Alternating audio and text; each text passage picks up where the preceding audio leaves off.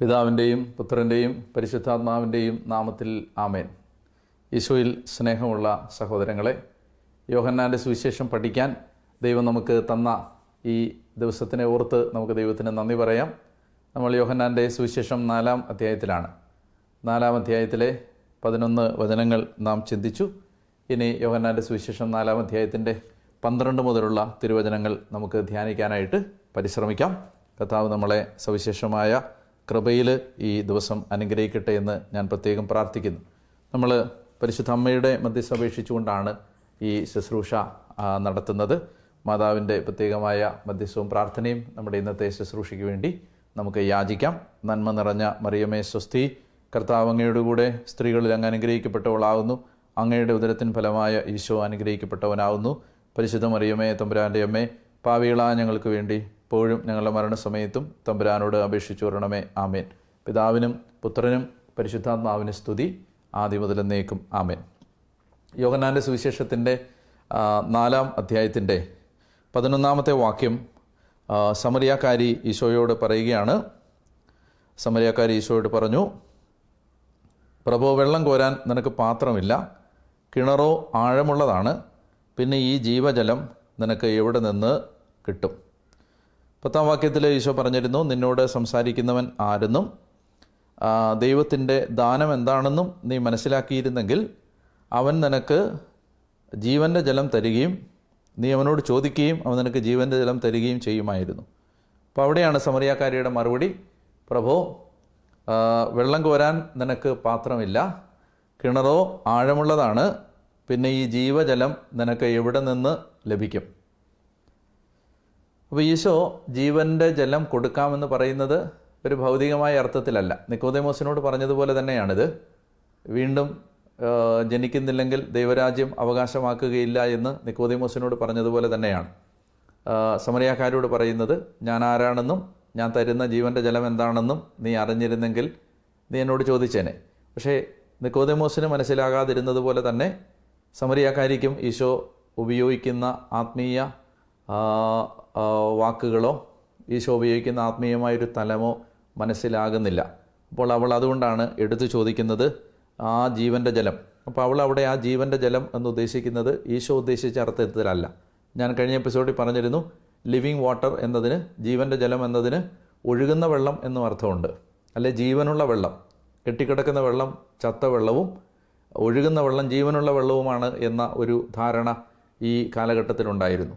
അപ്പോൾ അതുകൊണ്ട് തന്നെ അവൾ ഒരുപക്ഷെ ഉദ്ദേശിക്കുന്നത്, നിനക്ക് ഈ ഒഴുകുന്ന ജീവനുള്ള റണ്ണിങ് വാട്ടർ എങ്ങനെ തരാൻ പറ്റും?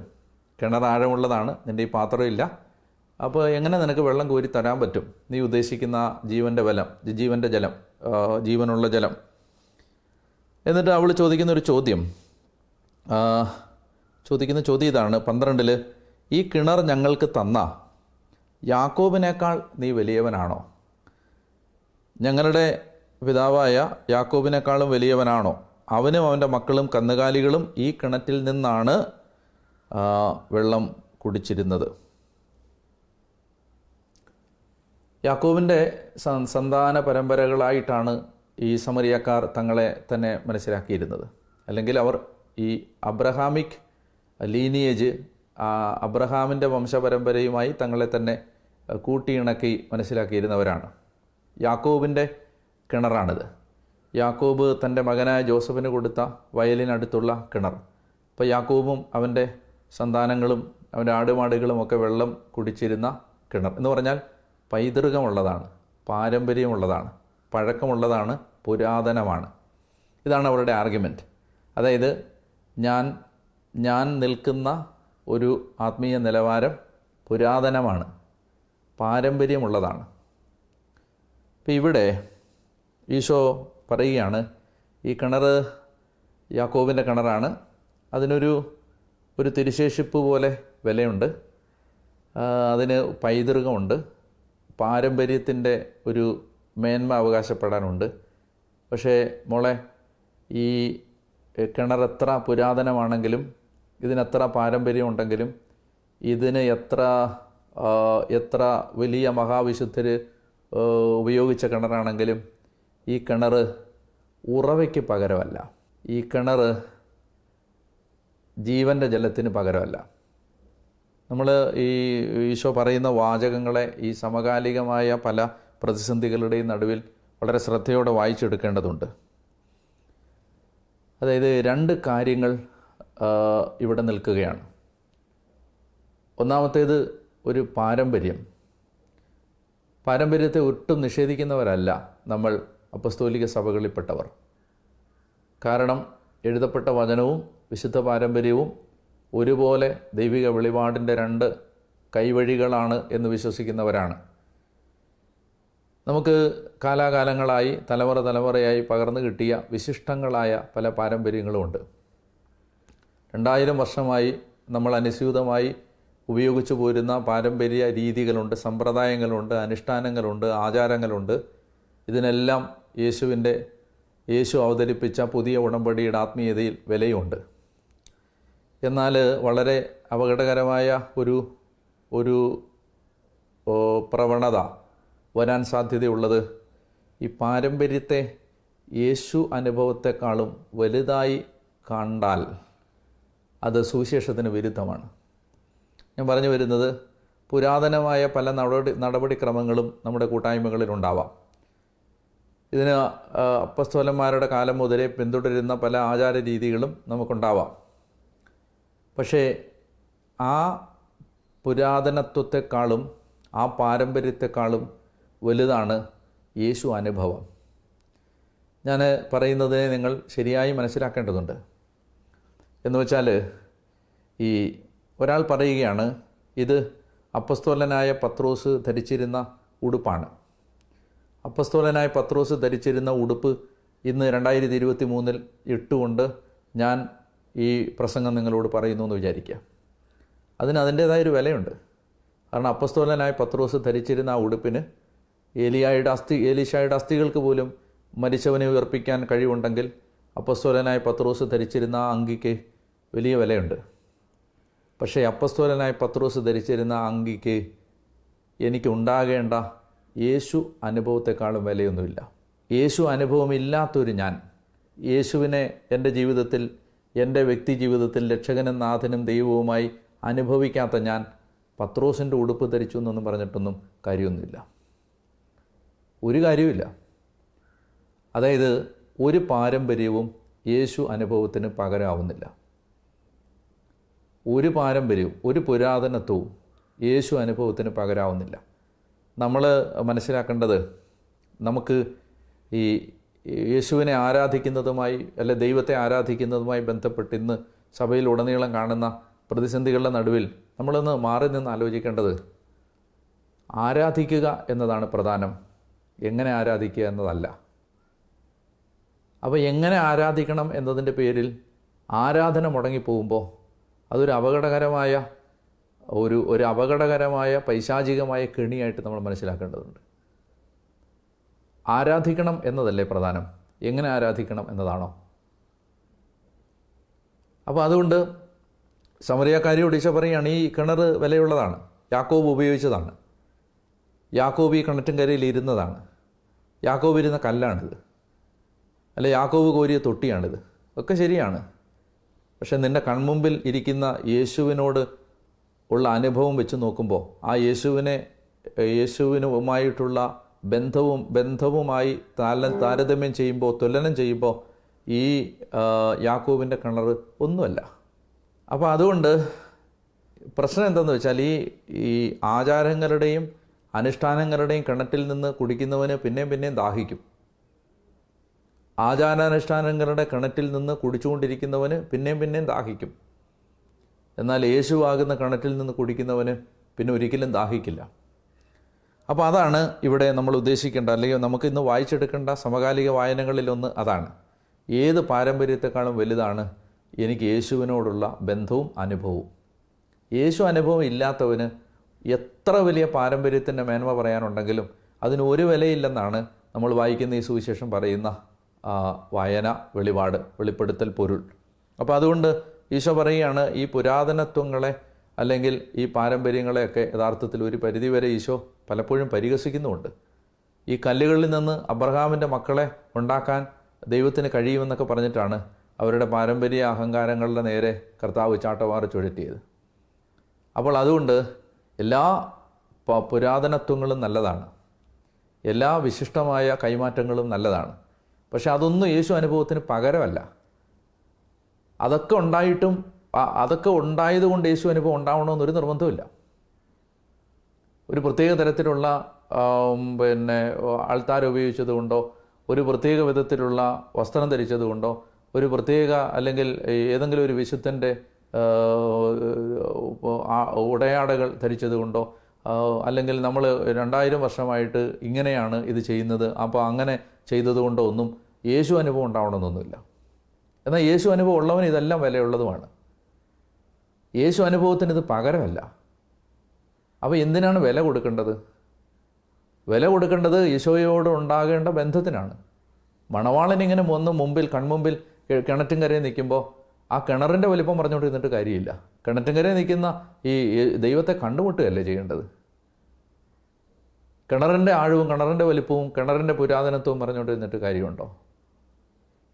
അപ്പോൾ അതാണ് നമുക്ക് നമ്മളറിയാതെ നമ്മൾ പൊയ്ക്കൊണ്ടിരിക്കുന്ന ഒരു അബദ്ധം, ഒരു തെറ്റായ ധാരണ ഇതാണ്.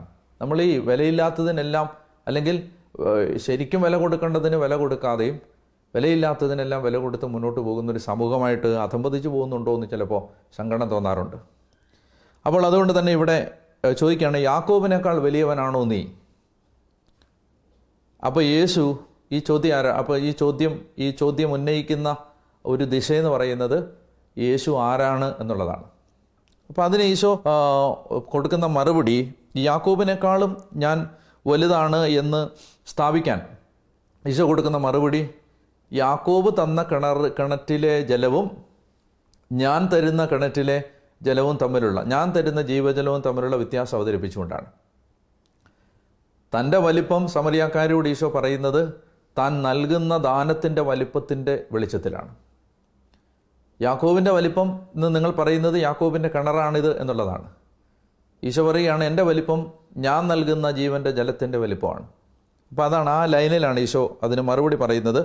കർത്താവ് പറയുകയാണ്, ഈ വെള്ളം കുടിക്കുന്ന ഏവനും വീണ്ടും ദാഹിക്കും. ഈ ലോകം തരുന്ന ഏത് ഉറവയിൽ നിന്ന് നമ്മൾ കുടിച്ചാലും നമുക്ക് പിന്നെയും ദാഹിക്കും. നമ്മുടെ ദാഹം ശമിപ്പിക്കാൻ പറ്റുന്ന ഒരു ജലം ലോകത്തിന് പ്രൊവൈഡ് ചെയ്യാൻ പറ്റില്ല.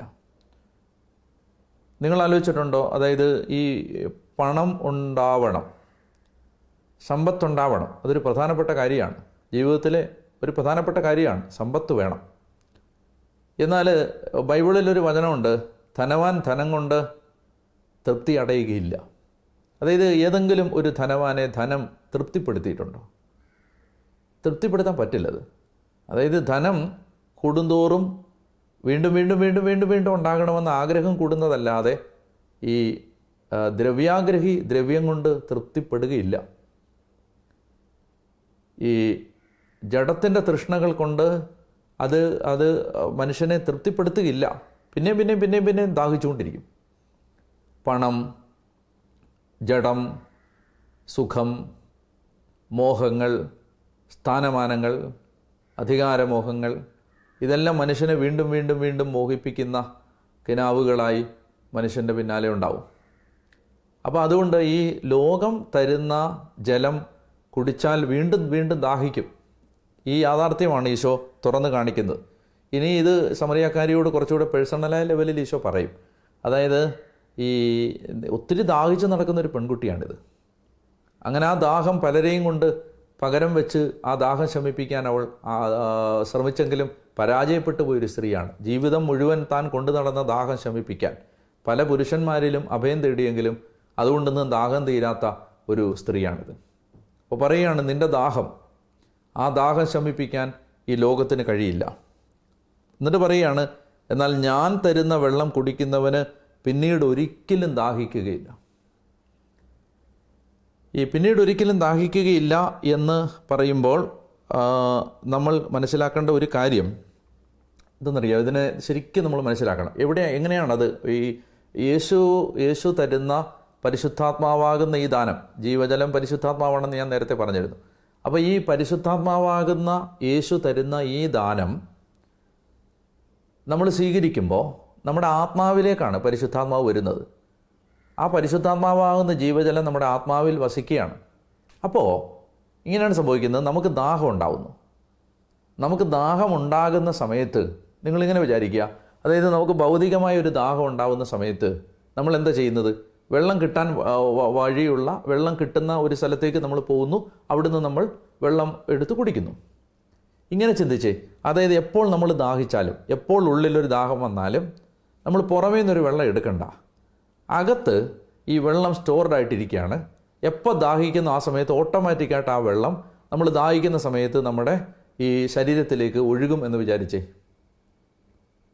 അതായത് നമുക്ക് ദാഹിക്കുന്ന സമയത്ത് നമ്മൾ പുറത്ത് പോയി വെള്ളം എടുത്ത് കുടിക്കേണ്ട ആവശ്യമില്ല. ദാഹിക്കുന്ന സമയത്ത് വെള്ളം ഓട്ടോമാറ്റിക്കായിട്ട് നമ്മുടെ ഉള്ളിലേക്ക് ഒഴുകും എന്ന ഒരു സംവിധാനം ഉണ്ടെങ്കിൽ നിങ്ങളൊന്ന് ആലോചിച്ച് നോക്കിയേ, ആ മനുഷ്യന് പിന്നെ ദാഹിക്കുന്നില്ല.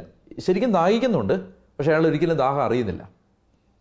അയാളുടെ ശരീരത്തിൽ ശരിക്കും ദാഹമുണ്ട്, എന്നാൽ അയാൾ ദാഹം അറിയുന്നില്ല. കാരണം എന്താണ്? എപ്പോൾ ദാഹം ഉണ്ടായാലും അപ്പോൾ അയാളിലേക്ക് ഈ വെള്ളം ഒഴുകി വരികയാണ്. ഈ സിസ്റ്റമാണ് ശരിക്കും ഹോളി സ്പിരിറ്റ് നമ്മുടെ അകത്ത് വർക്ക് ചെയ്യുന്നത്. അതായത് അകത്ത് പരിശുദ്ധാത്മാവാകുന്ന ഈ ജലം ഈശോ തന്നിരിക്കുകയാണ്. അപ്പോൾ നമുക്ക് എപ്പോൾ ഒരു ദാഹം വന്നാലും എന്ത് ചെയ്യുന്നു? പരിശുദ്ധാത്മാവ് ഉടനെ ഈ ജീവജലം സപ്ലൈ ചെയ്യുന്നു. അപ്പോൾ അയാൾക്ക് പിന്നെ ഒരിക്കലും, അതാണ് ഈ തൃപ്തി എന്ന് പറയുന്നൊരു സാധനം. ഒരു ആത്മീയ ജീവിതത്തിൻ്റെ ഒരു ഭാഗമാണ് സത്യം പറഞ്ഞാൽ തൃപ്തി, സംയമനം, ശാന്തത, സമാധാനം. ഇതെല്ലാം, അതായത് വ്യഗ്രതകളില്ല, ഒരു പരിധിവരെ ആകുലതകളില്ല, ഭയമില്ല. എന്താണ് ഇതെല്ലാം? ഈ ദാഹത്തിൻ്റെ മൾട്ടിപ്പിൾ ലെവൽസ് ഓഫ് എക്സ്പ്രഷൻസ് ആണ്. ഈ ഒരു മനുഷ്യൻ്റെ ഉള്ളിലുള്ള ദാഹത്തിൻ്റെ പല രീതിയിലുള്ള പ്രതികരണങ്ങളാണ്. ഫ്രസ്ട്രേഷൻസ്, അതുപോലെ തന്നെ ആഗ്രഹങ്ങൾ, മോഹങ്ങൾ, സമാധാനമില്ലായ്മകൾ, ആകുലതകൾ, ഉത്കണ്ഠകൾ, ഭാരം, ഭയം, ഇതെല്ലാം ഈ ദാഹത്തിൻ്റെ വിവിധ തലത്തിലുള്ള പ്രകടനങ്ങളാണ്.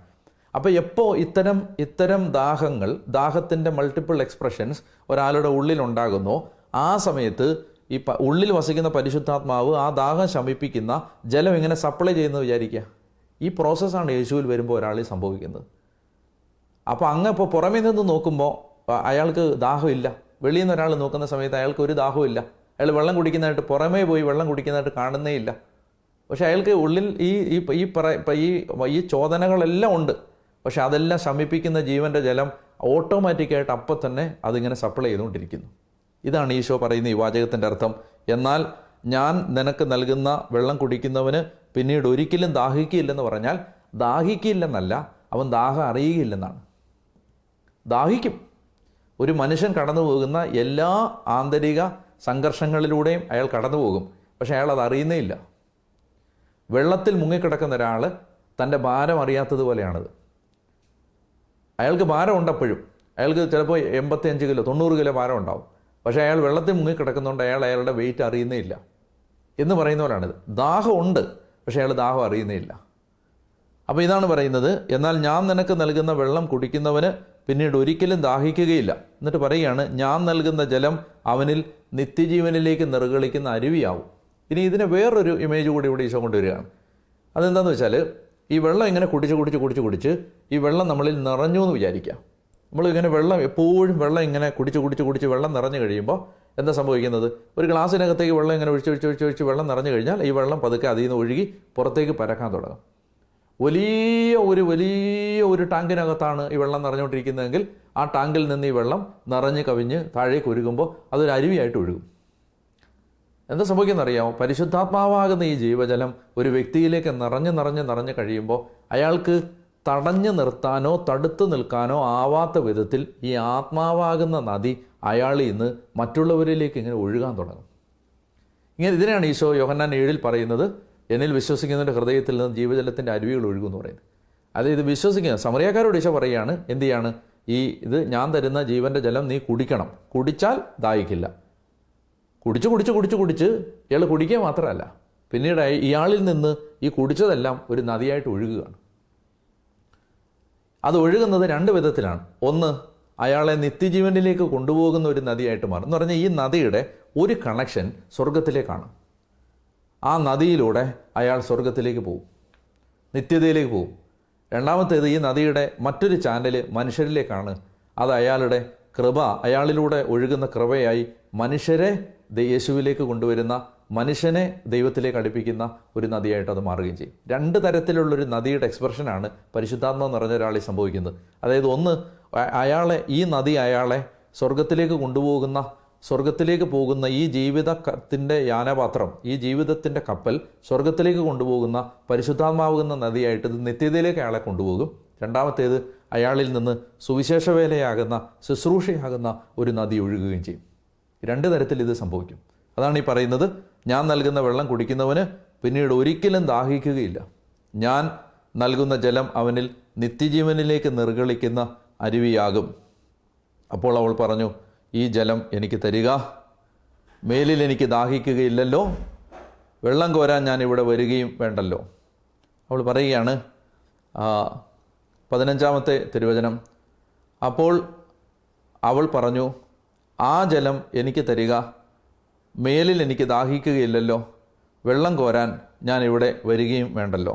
അപ്പം ഇവൾക്ക് ഇപ്പോൾ ഏതാണ്ട് ഈശോ ഉദ്ദേശിക്കുന്ന കാര്യങ്ങളുടെ ഒരു ബെൻഡ് മനസ്സിലാവുകയാണ്.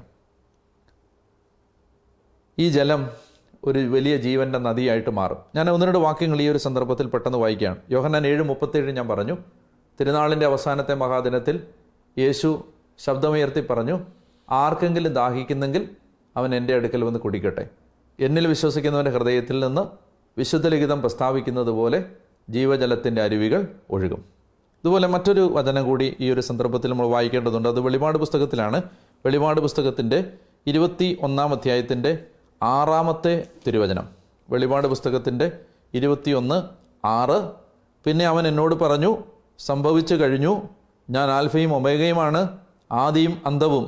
ദാഹിക്കുന്നവന് ജീവജലത്തിൻ്റെ ഉറവയിൽ നിന്ന് സൗജന്യമായി ഞാൻ കൊടുക്കും. വെളിപാട് 21:6. ദാഹിക്കുന്നവന് ജീവജലത്തിൻ്റെ ഉറവയിൽ നിന്ന് സൗജന്യമായി ഞാൻ കൊടുക്കും. 22:17. വെളിപാട് പുസ്തകം 22:17. ആത്മാവും മണവാട്ടിയും പറയുന്നു, വരിക, കേൾക്കുന്നവൻ പറയട്ടെ, വരിക, ദാഹിക്കുന്നവൻ വരട്ടെ, ആഗ്രഹമുള്ളവൻ ജീവൻ്റെ ജലം സൗജന്യമായി സ്വീകരിക്കട്ടെ. അപ്പോൾ അതുകൊണ്ട് ഈ ജീവൻ്റെ ജലം, പരിശുദ്ധാത്മാവാകുന്ന ഈ ജീവജലം നമ്മെ നിത്യതയിലേക്ക് നയിക്കുന്ന ഒരു അനുഭവമായി, ഒരു നദിയായി മാറും. അപ്പം ഈ യോഹന്നാൻ്റെ സുവിശേഷം 4-ാം അധ്യായത്തിലെ സമറിയാക്കാരിയോടുള്ള ഈ സംഭാഷണത്തിൽ നിന്ന് നമ്മൾ മനസ്സിലാക്കേണ്ട ഏറ്റവും പ്രധാനപ്പെട്ടൊരു കാര്യം, നമ്മുടെ ഈ ലോക മനുഷ്യൻ്റെ എല്ലാ ദാഹങ്ങളെയും ശമിപ്പിക്കുന്ന ഒരു ജീവൻ്റെ നദിയായി, ജീവൻ്റെ ഉറവയായി പരിശുദ്ധാത്മാവാകുന്ന ദാനം നമ്മളിലൂടെ അനേകരിലേക്ക് വർഷിക്കപ്പെടുകയും നമ്മളെ നിത്യതയിലേക്ക് നയിക്കുകയും ചെയ്യും എന്ന് ഈശോ നമ്മളോട് സംസാരിക്കുകയാണ്. 4-ാം അധ്യായത്തിൻ്റെ 15 വരെയുള്ള വാക്യങ്ങളാണ് നമ്മളിന്ന് ചിന്തിച്ചത്. ദൈവം നിങ്ങളെ അനുഗ്രഹിക്കട്ടെ എന്ന് ഞാൻ പ്രാർത്ഥിക്കുന്നു. നിങ്ങൾ എവിടെയായിരുന്നാലും ഈ നിമിഷം കർത്താവിൻ്റെ കൃപ നിങ്ങളെ സ്പർശിക്കട്ടെ. പിതാവിൻ്റെയും പുത്രൻ്റെയും പരിശുദ്ധാത്മാവിൻ്റെയും നാമത്തിൽ ആമേൻ.